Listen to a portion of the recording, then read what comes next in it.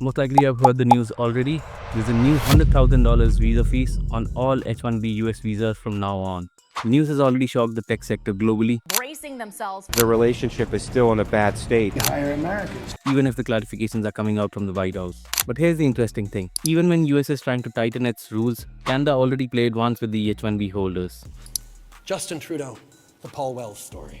And now China is also trying to enter the race with its K visa. The K visa. The K visa. So let's see who's affected, how they are affected, what happened to the Canada's previous immigration program, and where does China stand now. First of all, what happened? On 19th of September, Donald Trump came out and signed a proclamation raising the US H1B visa fees from a few $1,000s to $100,000 per petition.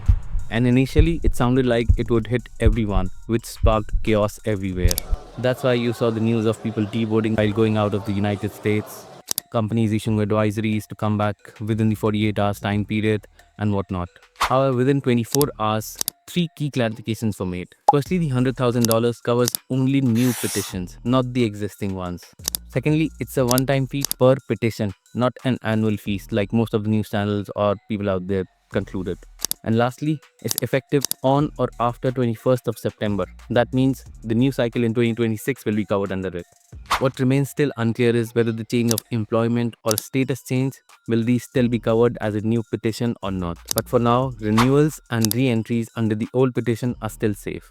That means if you're already holding an H1B visa, whether you are inside or outside of the United States, you still do not need to pay the additional amount. Even the renewals with the same employer are also exempt. However, if you are looking to change your employer, there's still uncertainty about it and it's better you hold tight.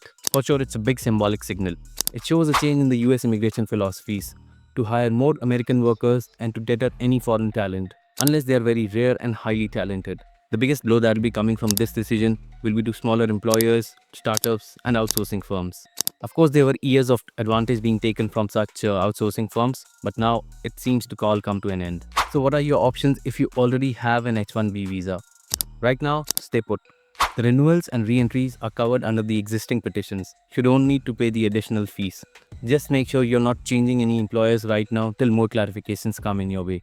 If you're a new applicant now looking for a job, the situation is going to be tough unless the rule changes. Unless your employer is looking to pay additional $100,000 for your employment, your chances of a job in the United States are quite bleak now. There are some talks about the O1 category or the employment-based green cards, but they are very hard to get and it's not like it'll be a walk in the park now. For many now, this will be a trigger to look somewhere else. And that brings us to countries like Canada, Australia, UK, Germany, UAE, and finally China. So for Canada, if you know, they opened up a H1B specific category back in 2023. It was an open work permit pilot program valid for 3 years. Just 10,000 spots and gone in 48 hours. That's it. This shows the eagerness of H1B visa holders to come to Canada. But the catch is, majority of them then moved to Canada. Out of the 10,000 spots claimed, only 1,200 people roughly moved to Canada. That means it was a backup plan, like an insurance policy. Canada has its own set of problems, and with substantially higher salaries in the US, it's not the most convenient option to move here as well. Our STEM category is one of the most pushed by Ottawa in the recent years.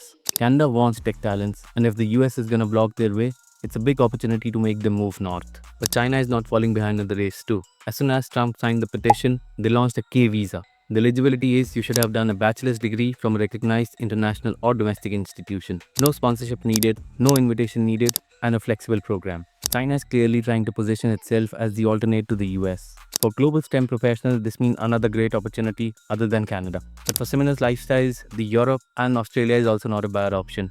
Right now, we don't have any specific developments on the UAE side, but most likely they will also try to get a hold of this talent gold mine. The Indian tech stocks already crumbled when the news was coming in, although some ground was made once the clarifications came in from the US. All in all, it's a big opportunity for many other countries. If the US is not willing to retain its tech talent, there are many other countries waiting with open arms to welcome them.